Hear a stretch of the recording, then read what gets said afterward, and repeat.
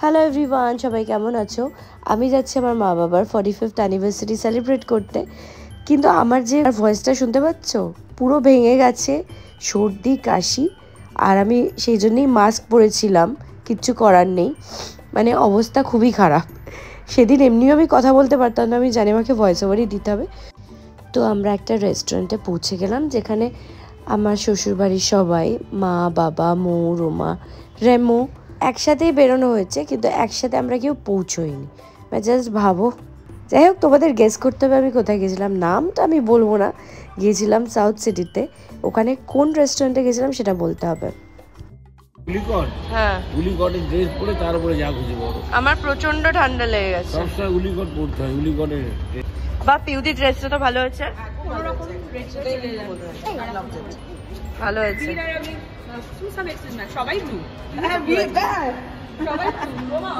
ও বাবা, তুইও তো? আমি তো গাড়িতে উঠে গেছি, আমি দেখিনি তো।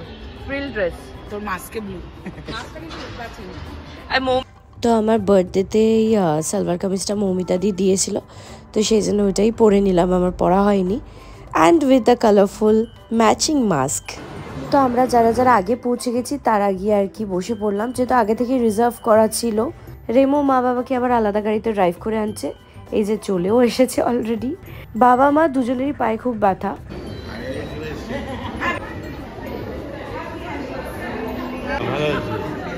আমাদের তো আসতে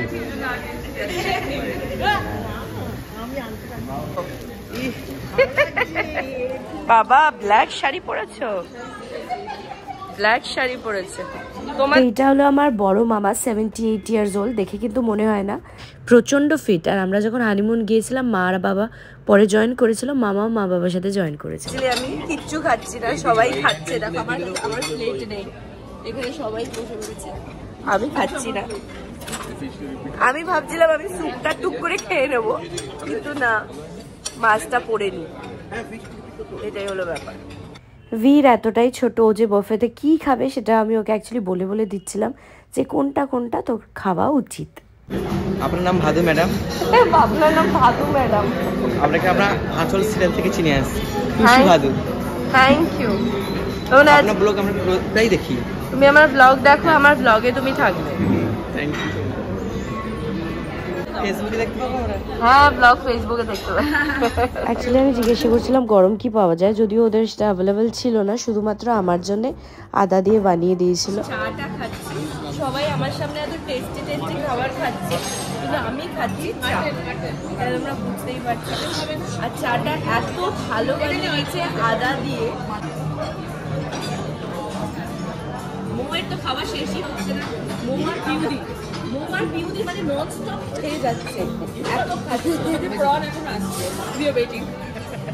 বীর আমার মতো খায় অল্প অল্প কুটে কুটে, বাবাইদা অল্প খায়, কিন্তু আজকে দেখলাম মোয়ার পিউরি কম্পিটিশন হচ্ছে। দই ফিশ খেলে? দই ফিশ খেলাম, ভালো। রোমা, তুমি কি খেলে? মটন বিরিয়ানি। মা বাবার অ্যাকচুয়ালি অনেক সুগার, ওরা 20 বছর ধরে ইনসুলিন নেয়, তাও আর কি মিষ্টি কন্ট্রোল করতে পারে না। বা বাবা মা দুজনেই খেতে ভালোবাসে, কন্ট্রোলে কন্ট্রোলে খায়, কিন্তু এত টেস্টি খাওয়া থাকলে কে কন্ট্রোল করবে বলো। এদিকে রেমোর বাবার জন্য সার্ভ করে দিচ্ছে। আঙ্কেল যদিও ফিট, সেরকম সুগার অত বেশি নেই, রেমোর মা বাবার কন্ট্রোলে আছে। আমার মা বাবার অনেকটা বেশি আছে। খুব ভালো খাবার। হ্যাঁ, খুব ভালো। ভালো খাও। জিলেপি খাইছো? জিলেপি খুব ভালো।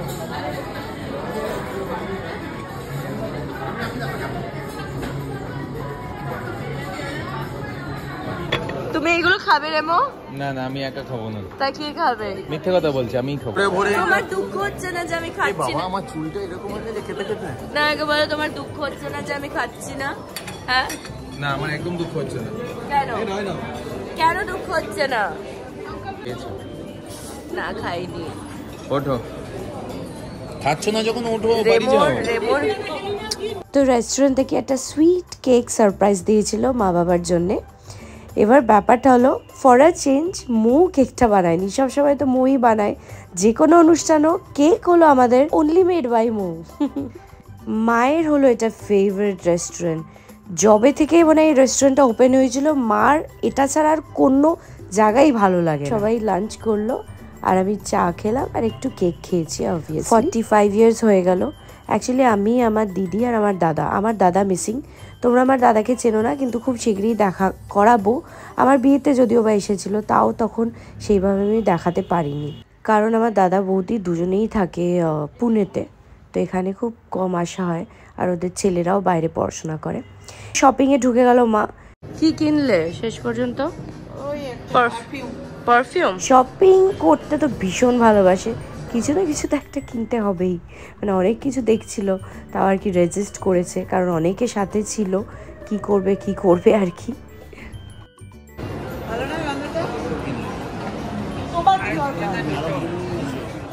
Tata tata tata tata tata tata. হ্যাঁ টাটা। হ্যাঁ টাটা বাবাই দা। খুব এনজয় করলাম, আবার দেখা হবে। তাহলে আমরা বেরোই এবার। আমি রেমো আর মৌ বেরোচ্ছি, পার্কিং এ আছি এখন আমরা। প্রচন্ড খিদে পেয়েছে, এবার আমি তো কিছু খেতে পারবো না, তো আমি একটা রাস্তায় চা খাবো, জাস্ট চা। রোমা নিয়ে চলে গেছে মা বাবাকে, পিউদিরা অন্য গাড়িতে, আন্টি আঙ্কেলরা সব আলাদা আলাদা বেরিয়ে গেল। রেমো অলওয়েজ বলে কি যে তুমি মাস্কটা পরো, কি করতে, আমার মা সবসময় মুখ থেকে নেমে যায়। সবাই এত খেয়েছে, কিন্তু আমার যেহেতু খিদে পেয়েছে, চায়ের খিদে, রেমো নিয়ে চলে এলো। কিন্তু মৌ আর রেমো কেউ চা খেলো না, ওদের নাকি পেট একদম ভরে গেছে। কি চা আনলে রেমো? চাটা খেয়ে দেখো জাস্ট। কেন, কি চা? কি বানিয়ে দিলাম, যেটা বললাম সেটাই বানিয়ে দিলাম। তুমি বানালে? আমি বানালেও এরকমই বানাতাম। কি চা আগে বানালে? দাঁড়িয়ে থেকে বানিয়ে নিয়ে আসলাম। আদা চা। আদা চা? Without sugar. খেয়ে দেখো তারপর বলবে। ও ফ্রেশ লাইম সোডা। আমি প্রচন্ড চাটা এনজয় করছিলাম। ভাবো, একবার লিকার চা খেলাম আর বাইরে বেরিয়ে দুধ চা খাচ্ছি। ঠিক আছে, আমার চা যে কোনো ফর্মে ভালো লাগে, ট্রাস্ট মি।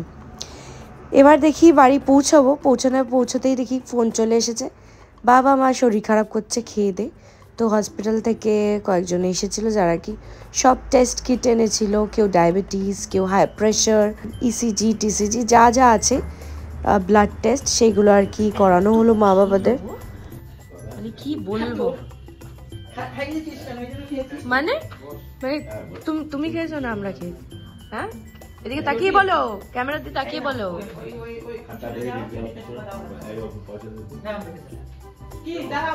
বলছি তোমাদের দুজনের 400 সুগার, তাও তোমরা খেলে।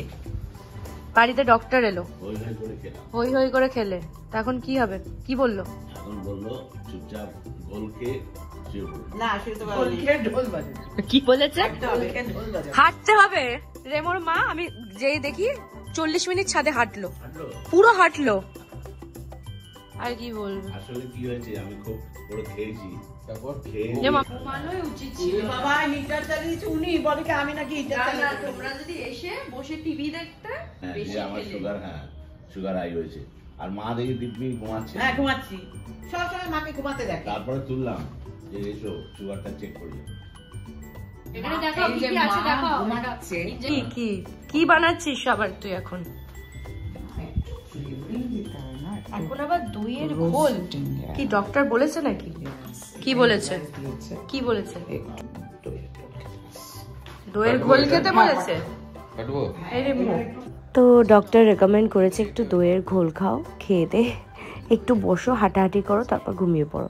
তো বাবা অবভিয়াসলি সেটাই করবে, জানি না তো সেটা করবে কিনা।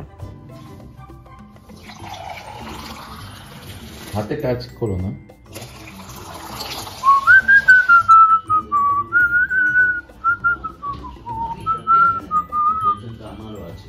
কিসের? মায়ের যে বলছে মায়ের টেনশনে থাকে। কিসের টেনশন? কিছুতেই সুগার নেবে না, ইনসুলিন ঠিক মতো নেবে না। কেন নেয় না? মা বলে নাও, তুমি কি হবে, ইনসুলিন নাও না কেন? কে বলেছে? নেয় কিন্তু কম নেবে। যাক, মোটামুটি দিনটা ভালোই কাটলো, সেরকম সিরিয়াস কোনো ব্যাপার না। দইয়ের ঘোল টোল খাবে, এবার কালকে থেকে আবার ডায়েট শুরু মা বাবার। বাইরে গেল জাস্ট ফর 1 ডে। এটা হলো আমার রুম, মানে আমার বিয়ের আগে আমি এখানে থাকতাম, প্লাস ওপরে থাকতাম। একদিন আমি আমার হোম ট্যুর করে তোমাদের দেখাবো। অনেকেই তোমরা বলেছো দিদি প্লিজ হোম ট্যুর করো। বাবার বাড়ি, শ্বশুর বাড়ি, নিজেদের বাড়ি সবই হোম ট্যুর করাবো। টিল দেন টেক কেয়ার, সুস্থ থেকো, ভালো থেকো, আমার ভ্লগ শেয়ার করো, কিপ লাভিং মি।